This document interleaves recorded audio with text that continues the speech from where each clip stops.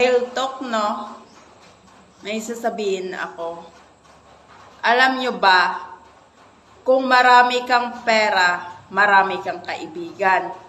Kung wala kang pera, wala kang kaibigan. Ganon din yan. Kung marami kang pera, yung mga kapitbahay mo, kilalang kilala ka.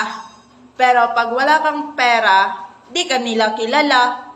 Pero ganon din yan sa pamilya. Kung may pera ka, kung may pera ka, kilala ka ng pamilya.